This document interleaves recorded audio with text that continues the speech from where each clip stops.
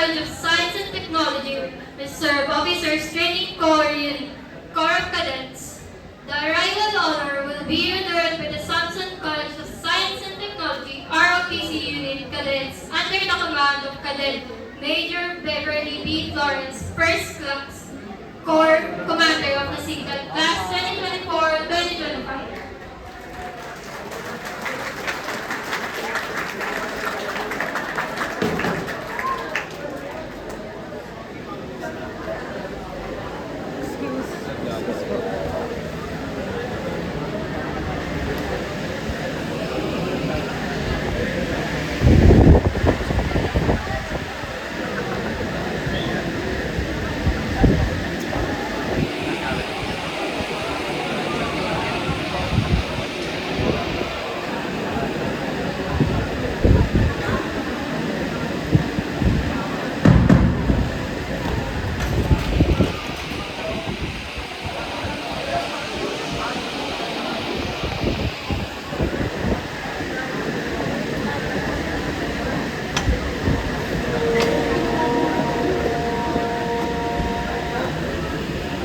You are hearing the last command.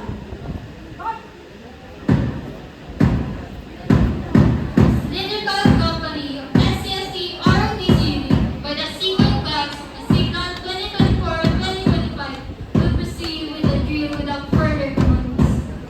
This is shown the builders for the double letters H and I. Hi, welcome to the challenging performance of the Samson College of Science and Technology ROTC Unit. The SDROTC unit has remained steadfast to its mission to install, train, develop, and inspire the cadets. The SCST ROTC unit promotes upon history refers the quality of officers. The SCST ROTC unit produces such as the fundamental objective to develop the character of each cadet for us to become men and women standing upright as a global of this institution.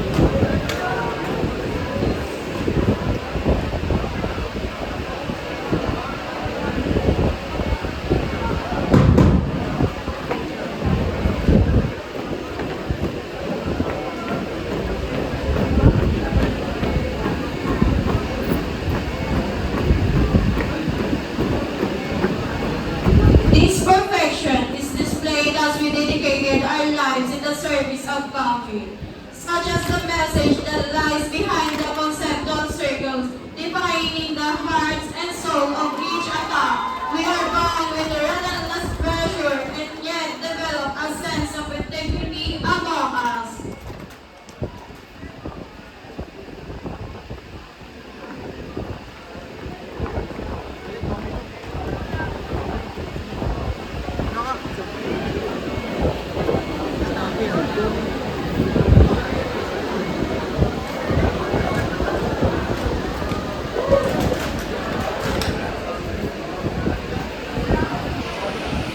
The company commander will now conduct inspection.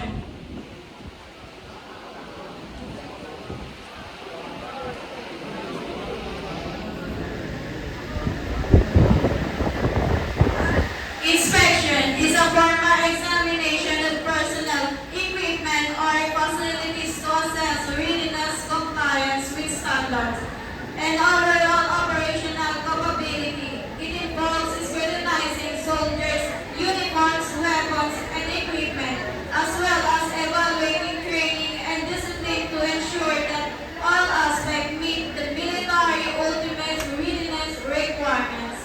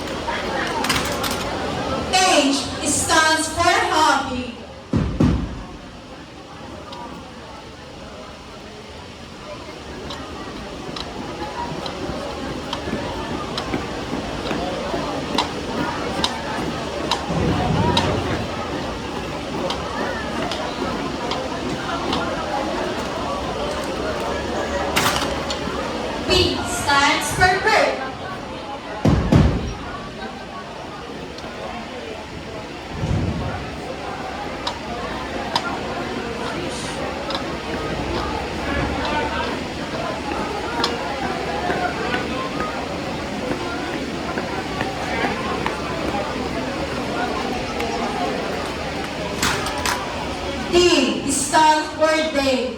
Happy birthday, Sir President Gerald S. Arcaigo from Samson College of Science and Technology, ROTC Unit.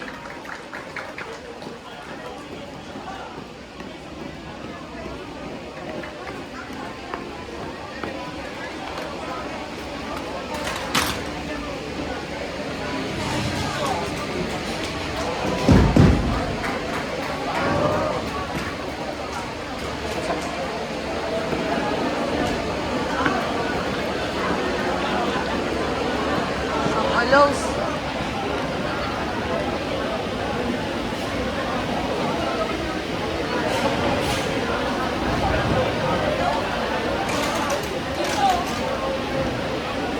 The Royal Class are now waving goodbye.